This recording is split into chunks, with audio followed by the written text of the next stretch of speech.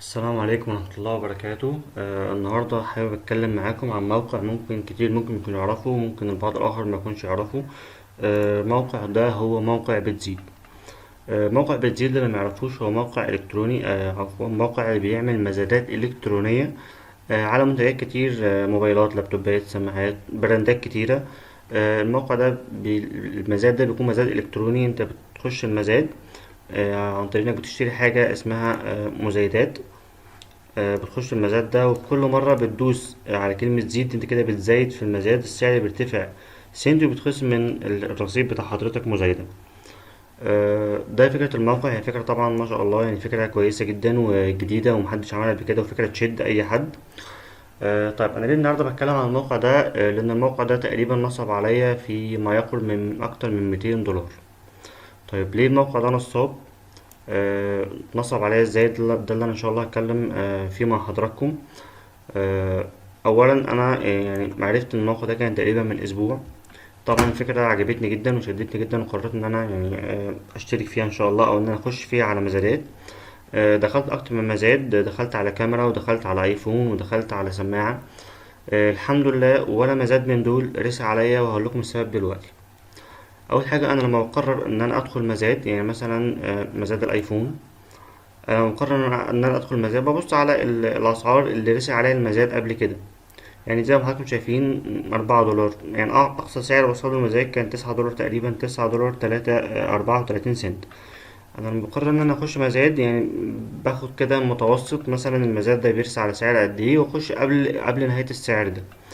في كل مزاد أنا بدخله السعر بيعدي المتوسط ده ب3 أو 4 أضعاف تقريبا في كل مزاد. الموضوع يعني قلت أول مرة ممكن تكون بالصدفة، تاني مرة بالصدفة، لكن تالت مرة قلت لأ، أكيد الموضوع فيه حاجة.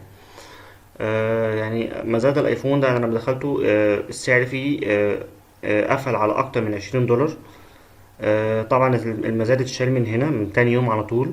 الكاميرا برضو نفس الوضع. دخلت المزاد برضو على لابتوب، وبرضو نفس الفكرة، المزاد اتشال من الليست الموجودة. يعني زي ما حضراتكم شايفين انا اشتريت هنا تقريبا باكتر من 200 دولار مزايدات عشان خاطر اخش المزاد ده. طيب لما حاولت ان انا اكلم الدعم الفني بتاع الويب سايت، ما شاء الله هم دايما غير متصلين. بسيب الرسالة ومحدش بيرد.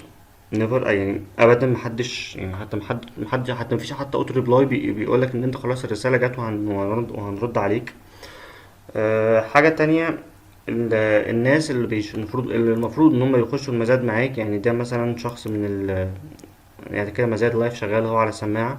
المفروض ان ده اخر شخص عامل مزايدة على السعر اللي هو 8 سنت. المفروض ان الشنطة دي اتباعت للعضو ده، الساعة اتباعت للعضو ده. طيب انا لو حبيت ان انا اشوف مين الاعضاء دول مثلا، اتواصل معاهم، ابعت لهم رسالة اعرف عنهم اي بيانات، ده طبعا مفيش اي امكانية لكده. كل اللي بيبان لي او كل اللي بيظهر لي هو مجرد اسم العضو، مش اكتر من كده. وزي ما طبعا حضراتكم قلت لحضراتكم، لما حاولت ان انا اراسل الموقع وابعت لهم اي مسج محدش بيرد عليا. طيب في كل المزادات اللي انا بدخلها، انا بدخل المزاد وافضل ازايد، والمزاد بيبقى ما شاء الله شرس جدا. بمجرد بس ما المزايدات اللي معايا هنا تخلص، بعدها على طول بمزايدة او اتنين المزاد بيرسى على على اي شخص من الاشخاص الموجودين، اللي هو تقريبا الاكونتات دي، تقريبا كل الاكونتات دي بتكون اكونتات فيك. الموضوع ده اتكرر معايا في الثلاث مزادات. يعني في اخر مزاد الايفون، كنت لما مجرد بس ما المزادات بتاعتي تقرب انها تخلص، كنت بخش اشتري تاني واكمل، والمزاد مكمل معايا، واخش اشتري تاني واكمل، والمزاد مكمل معايا، لحد ما خلاص قررت ان انا لا كده كفايه، ان انا مش هشتري تاني. بعدها على طول بمزايدة او اتنين المزاد رسي على حد تاني خالص، غير اللي كانوا اصلا معايا في المزاد. فده اللي انا خلاني يعني اقول ان الموقع يعني تقريبا سمعته مش كويسه. حاولت بس يعني ان انا اتواصل حتى مع الاداره، غير ان انا اشوف مثلا الموقع فين، الموقع مين الشركه المسؤوله عنه، الموقع عليه مراقبه ولا لا. طبعا مفيش اي حاجه من الكلام ده لقيتها. طيب انا ليه اصلا بقول الكلام ده؟ يعني الحمد لله انا 200 دولار بالنسبه لي، يعني الحمد لله الحاله الماديه بالنسبه لي كويسه، ف 200 دولار تقريبا يعني بالنسبه لي الحمد لله اقدر ان انا اتحملهم. انا بقول الكلام ده علشان خاطر حضراتكم تخلوا بالكم من الموقع ده. الموقع ده نصاب، الموقع ده مش حقيقي، الموقع ده كل هدفه انك تشتري مزايدات ويضيعها عليك. اتمنى ان شاء الله ان انا اكون افدتكم في الفيديو ده، واتمنى ان محدش يشترك في الموقع ده، واي سؤال ان شاء الله انا موجود. شكرا لحسن استماعكم.